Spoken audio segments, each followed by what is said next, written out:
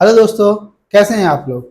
PSCY DC sir के digital platform में मैं राजेंद्र गुप्ता आप सभी लोगों का स्वागत करता हूं। आशा नहीं पूरी उम्मीद है कि आप लोग ये तैयारी चल रही होगी वो अपने अच्छे रिदम पे चल रही होगी। इस समय अब मई महीना आ चुका है, हमारे पास सिर्फ 1.5 महीने बचे हैं।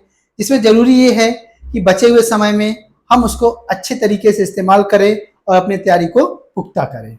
तो हम बिना देर गंवाए हुए अपने क्लास को स्टार्ट करते हैं, लेक्चर क्लास स्टार्ट करते हैं और क्वेश्चन देखते हैं। सबसे पहले गणेश भगवान को नमस्कार करते हैं, श्री गणेशाय नमः, और क्वेश्चन देखते हैं। चलिए पहला क्वेश्चन देखते हैं। होमो इरेक्टस का कंकाल कहां से प्राप्त हुआ है। देखिए, होमो इरेक्टस जो प्लेटिसिनियम काल का था वह मध्य प्रदेश में कहां पाया गया, हथनौर। हथनौर कहां पे है, ये सीहोर जिले में। कहां पे स्थित है, सीहोर जिले में है। सीहोर जिले में है, जो किस नदी की तट पर है,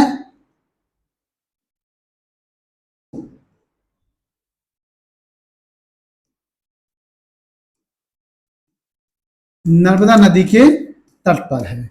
कहां पे ये, नर्मदा नदी के तट पर अवस्थित है। पन्ना का नाद चांद मेला किस अवसर पर आयोजित किया जाता है।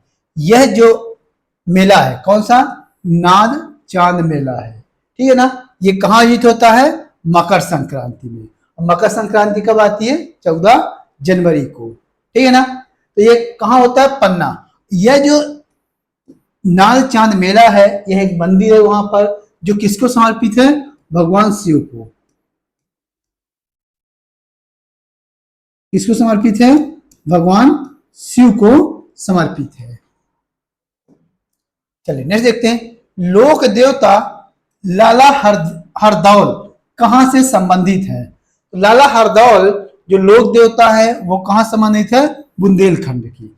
लाला हरदौल जो है वो किससे संबंधित है, बुंदेल जो बुंदेला राजा थे उससे संबंधित थे। किससे संबंधित थे,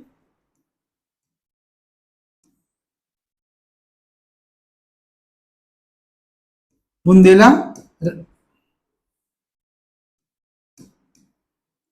राजा से संबंधित थे, मतलब कि बुंदेला राजवंश से संबंधित थे।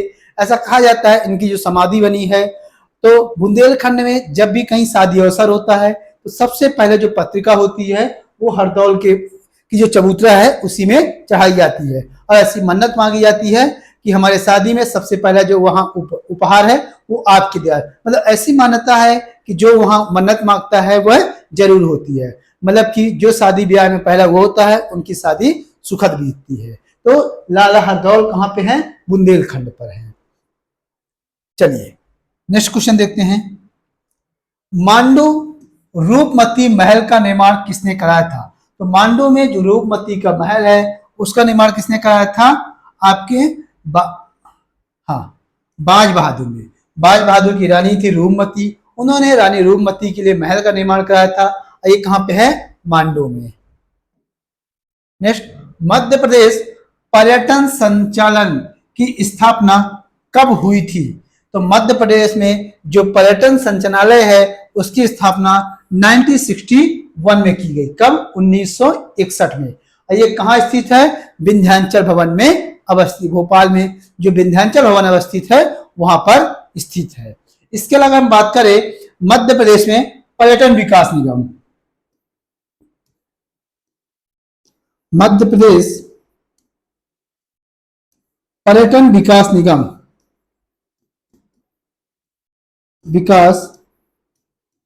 निगम की स्थापना जो की गई थी भोपाल में 1978 को की गई थी। कब की गई थी, 1978 को। मध्य प्रदेश पर्यटन विकास निगम की स्थापना 1978 को की, और संचालनालय की स्थापना 1961 में।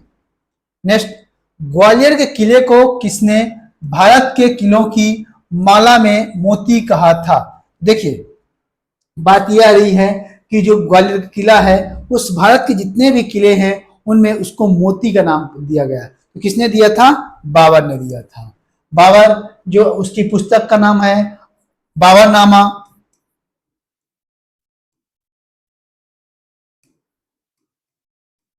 जो किस भाषा में है? तुर्की भाषा में।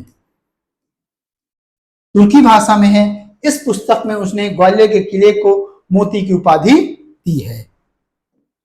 नेक्स्ट, कौन सी जनजाति स्वयं को रावण का वंशज मानती है? तो देखिए, जो रावण के वंशज की में मानने की बात होती है तो इसमें कौन मानते हैं? कोरकू। कौन से मानते हैं? कोरकू मानते हैं। नेक्स्ट, प्रणामी संप्रदाय का मध्य प्रदेश में मुख्य केंद्र कहाँ है? तो जो प्रणामी संप्रदाय है वो मध्य प्रदेश में कहाँ है? पन्ना में। जो प्रणामी संप्रदाय के लोग हैं वो प्रत्येक वर्ष पन्ना में आते हैं और अपना, इसके जो संस्थापक है, प्रणामी संप्रदाय के जो संस्थापक है वो कौन है? देव महाराज।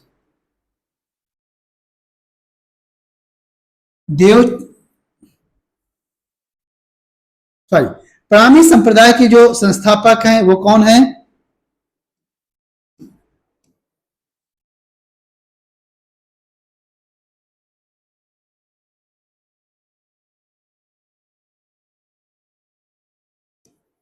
देवचंद महाराज। कौन है? देवचंद महाराज है। ठीक है ना। यहां पर ही एक मंदिर बनाया गया है। कौन सा? प्राणनाथ। प्राणनाथ का मंदिर है जो प्रणामी संप्रदाय से संबंधित है। ये कहां पे है? ये पन्ना में। नेक्स्ट, वीर मित्रोदय का लेखक कौन है? तो वीर मित्रोदय का जो लेखक है वो कौन है? मित्र मिश्र। कौन है? मित्र मिश्र। इसमें धर्म के संबंधित सारी बातें लिखी गई हैं और ये जो लेखक हैं मित्र मिश्र कहां संबंधित है? ग्वालियर से संबंधित है। कहां संबंधित है? ग्वालियर से संबंधित है। और अकबर के कहने पर इन्होंने इस पुस्तक की रचना की थी। नेक्स्ट, पिथौरा चित्रकला किस जनजाति से संबंधित है? जो पिथौरा चित्रकला है वो किस जनजाति से संबंधित है? भील जाति से संबंधित है। इसमें प्रकृति से संबंधित जो चित्रें उखेरी जाती हैं। नेक्स्ट, निम्नलिखित में मध्य प्रदेश राज्य का सबसे बड़ा एलकेस एकल साइड सौर ऊर्जा संयंत्र कहां स्थापित किया है? तो मध्य प्रदेश में सबसे बड़ा जो ऊर्जा संयंत्र लगाया गया है वो कहां लगाया गया? आपके रीवा में लगाया गया है। कितने मेगावाट का? 750 मेगावाट का लगाया गया है। नेक्स्ट, भारत सरकार के खान मंत्रालय की वार्षिक रिपोर्ट 2022-23 के अनुसार मध्य प्रदेश निम्नलिखित में से किन खनिजों का सबसे बड़ा उत्पादक है? तो सबसे बड़ा उत्पादक कौन है आपके? तांबा और बॉक्साइट। तांबा और बॉक्साइट का उत्पादन में मध्य प्रदेश का प्रथम स्थान है। अगर हम तांबा की बात करें तो तांबा मध्य प्रदेश में मुख्य रूप से बालाघाट और छिंदवाड़ा, जबकि बॉक्साइट की बात करें तो कटनी, अमरकंटक,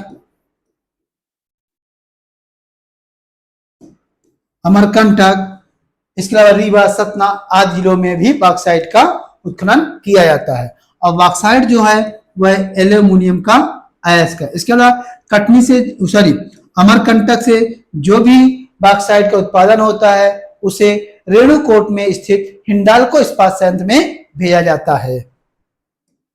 नेक्स्ट बात करें, मध्य प्रदेश में कोयला भंडारण के दृष्टि से निम्नलिखित में से कौन सा स्थान महत्वपूर्ण नहीं है?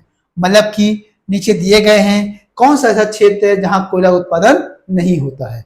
तो कहां नहीं होता? सुहागपुर मध्य प्रदेश का सबसे बड़ा कोयला क्षेत्र है। सिंगरौली सबसे मोटी परत है। जो पेंच कारण घाटी है वो सतपुड़ा कोयला क्षेत्र में स्थित है। तो कहां नहीं होता? नीमच में नहीं होता है। नेक्स्ट, मध्य प्रदेश में निम्नलिखित में कौन सा बाघ अभयारण्य टाइगर रिजर्व क्षेत्रफल की दृष्टि से सबसे छोटा है? तो इस लिहाज से देखा जाए तो मध्य प्रदेश का सबसे छोटा राष्ट्रीय उद्यान कौन सा है? आपका पेंच राष्ट्रीय उद्यान। संजय डुगरी कहां पे है? यह सीधी में है। कान्हा की बात करें तो मंडला में है। पेंच की बात करें तो सिवनी छिंदवाड़ा में, और बाघागढ़ की बात करें तो कहां है, उमरिया। मध्य प्रदेश का सबसे बड़ा कौन सा है, आपका कान्हा राष्ट्रीय उद्यान। सबसे बड़ा, सबसे छोटा कौन सा होगा, पेंच। चलिए, मध्य प्रदेश में निम्नलिखित में कौन सा रामसर आर्द्रभूमि स्थल क्षेत्रफल की दृष्टि से सबसे छोटा है। तो देखिए, जो ये ऑप्शन है, यह इसमें जो सिरपुर आर्द्रभूमि, सिरपुर जो आर्द्रभूमि है, यह सबसे छोटा आर्द्रभूमि क्षेत्र है। मध्य प्रदेश में कोलार सिंचाई परियोजना निम्नलिखित में किस नदी बेसिन में स्थित है। देखिए, कोलार जो है वह नर्मदा की सहायक नदी है। किसकी सहायक नदी है, नर्मदा की सहायक नदी है। यह कोलार सिंचाई परियोजना सीहोर जिले में है, और भोपाल में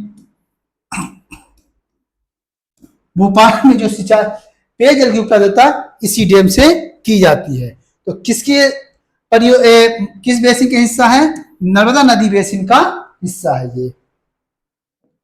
नेक्स्ट, कारा, करजन, खुर्दी, कोटारा निम्नलिखित में किस नदी की सहायक नदियां हैं। देखिए, ये सारी जो सहायक नदियां हैं वो कहां प्रवाहित होती हैं, गुजरात में।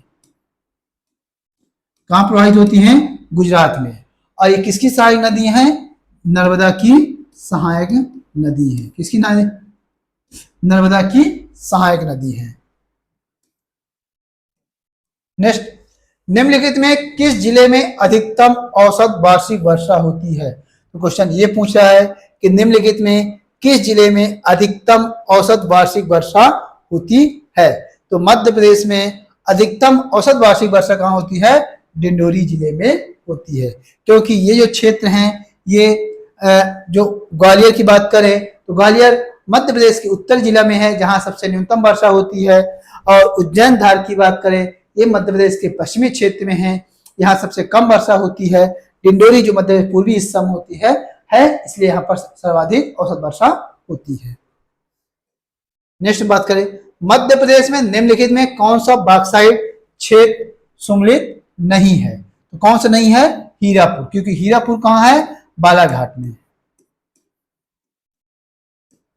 हीरापुर जो खदान है वो कहां पे स्थित है, बालाघाट में, इसलिए यह गलत होगा। नेक्स्ट, बाणसागर परियोजना के संदर्भ में निम्नलिखित में कौन सा कथन सही है। चलिए देखते हैं। इस परियोजना का नाम 7वीं शताब्दी के प्रसिद्ध संस्कृत विद्वान बाणभट्ट के नाम पर रखा गया। यह लाइन सही है। यह परियोजना मध्य प्रदेश, बिहार और झारखंड के कुछ हिस्सों में सिंचाई सुविधा प्रदान करती है। इसको बाद में देखते हैं। दूसरा, दिए गुण सही उत्तर चयन करिए। तो देखिए, यह जो परियोजना है वह मध्य प्रदेश, उत्तर प्रदेश और बिहार की संयुक्त परियोजना है। झारखंड में नहीं होती है, इसलिए आंसर क्या हो जाएगा, सिर्फ ए हो जाएगा। क्या हो जाएगा, सिर्फ ए। नेक्स्ट, निम्नलिखित में से राज्यपालों को उनके कार्यकाल के घटते क्रम को सजाइए। इसमें क्या हो जाएगा,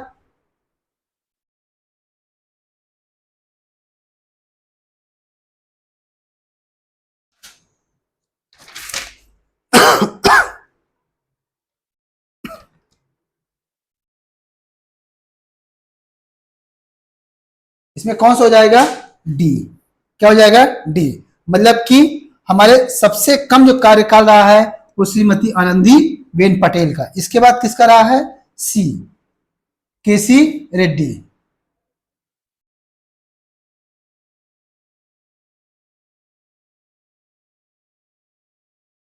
सॉरी, घटते क्रम बोल रहा है, मतलब सबसे पहले अधिक, फिर उससे कम, फिर उससे कम कहा रहा है।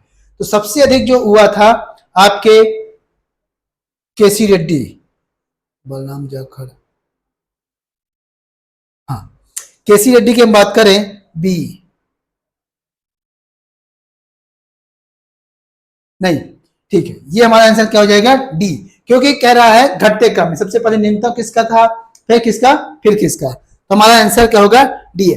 बाकी अनुसार सही नहीं हो रहे, तो सबसे छोटा कार्यकाल आनंदीबेन पटेल का, फिर कोहली का, हाँ फिर कोहली जी का था, फिर केसी रेड्डी का, फिर बलराम जाखड़ का रहा है।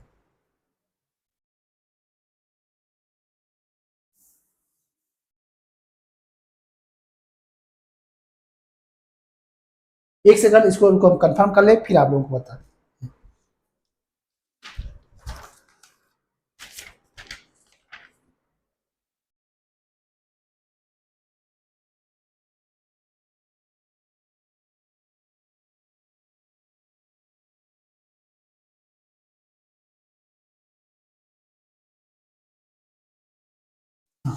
इसका आंसर क्या हो जाएगा आपका, सी। मतलब कि सबसे कम ये 1 साल, फिर कोहली, फिर आपका क्या हो जाएगा, ए बलराम जाखड़, फिर केसी रेड्डी, क्योंकि बलराम जाखड़ पूरे 5 महीने रहे हैं, 5 साल रहे, इसके बाद केसी रेड्डी। आंसर हमारा क्या हो जाएगा, सी। नेक्स्ट, शिवराज सिंह चौहान प्रथम बार मध्य प्रदेश के मुख्यमंत्री कब बने? तो कब बने थे प्रथम बार, 2005 में। तो शिवराज सिंह चौहान मध्य प्रदेश के प्रथम जो मुख्यमंत्री बने थे वो 2005 को बने थे, और ये मध्य प्रदेश के सबसे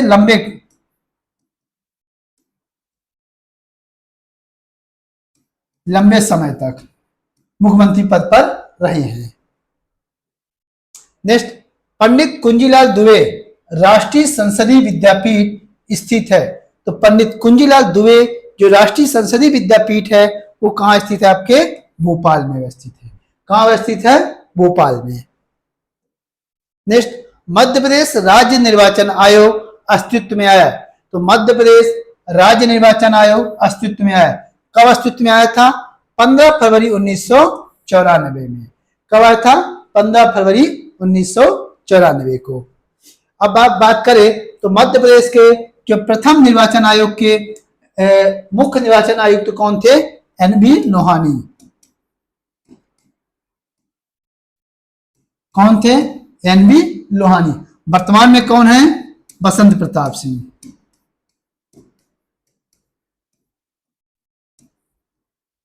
कौन है, बसंत प्रताप सिंह। राज्य निर्वाचन आयुक्त का सेवानिवृत्ति आयु है कितनी है, 65 वर्ष। सितंबर 2020 मध्य प्रदेश में शिशु मृत्यु दर कितनी थी? सितंबर 2020 में मध्य प्रदेश में शिशु मृत्यु दर कितनी थी, 41। मध्य प्रदेश की 2011 की जनगणना के अनुसार निम्न कथनों पर विचार करें और सही कथन को इंगित करें। शहरी क्षेत्रों में सबसे कम महिला साक्षरता शिवपुर में और सबसे अधिक सिवनी जिले में। यह कथन गलत है, क्योंकि शहरी क्षेत्र में सबसे कम महिला साक्षरता कहाँ है, सबसे कम महिला अलीराजपुर में, और सबसे अधिक कहां पे है, सबसे अधिक भोपाल में। मंडला जिले में ग्रामीण जनसंख्या सबसे अनुपात अधिक है, यह भी गलत है, सॉरी यह सही है, मंडला में सही है। मध्य प्रदेश में महिला साक्षरता पिछले दशक में 8.9% बढ़ी है, यह भी सही है। तो कथन क्या हो जाएगा, बी और सी, यह सही होगा। स्थिर भाव के आधार पर 2022-23 में मध्य प्रदेश की प्रति व्यक्ति आय थी कितनी थी, 65,023 रुपए प्रति व्यक्ति है।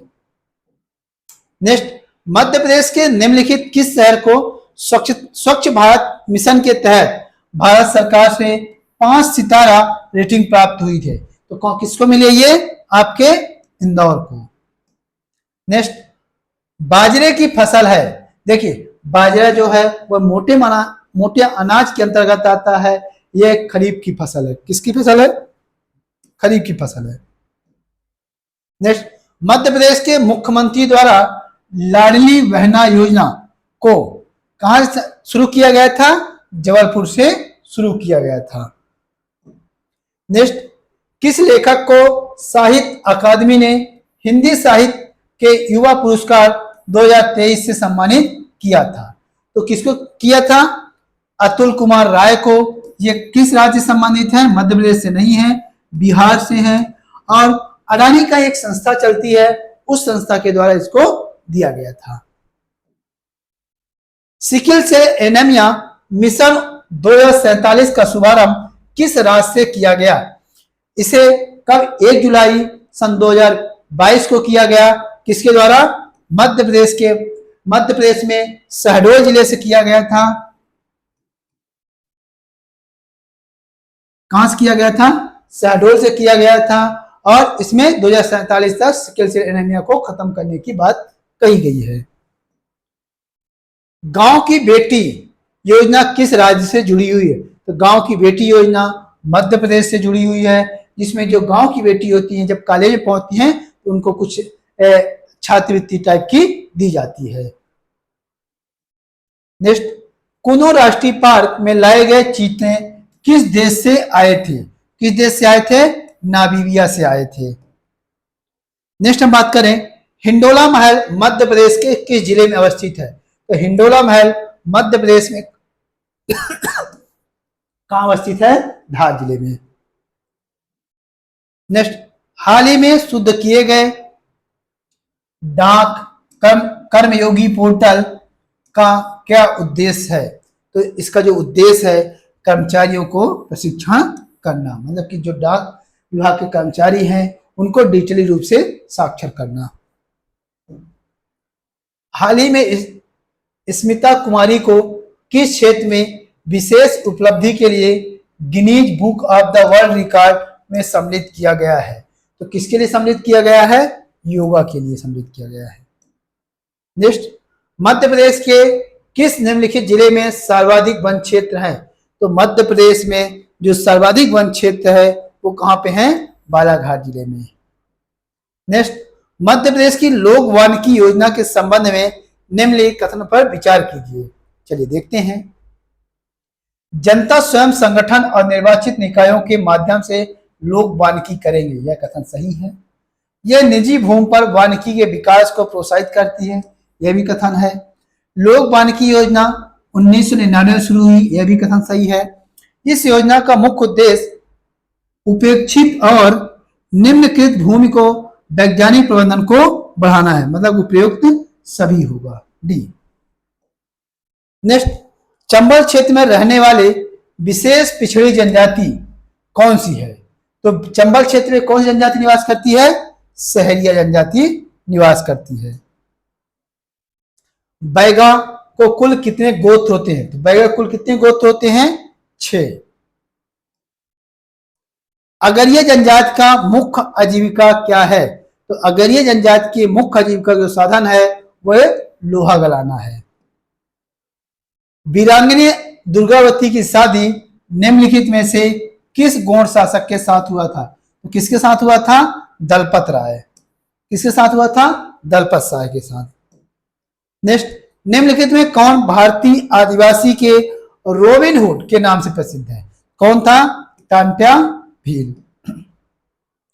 निम्न से कौन कोरको की उप जनजाति नहीं है? कौन सी नहीं है? पटेलिया। पटेलिया किसकी है? भील की।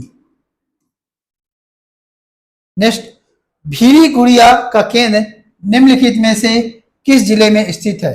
तो जो भीली गुड़िया है वह आप कहां स्थित है? झाबुआ में।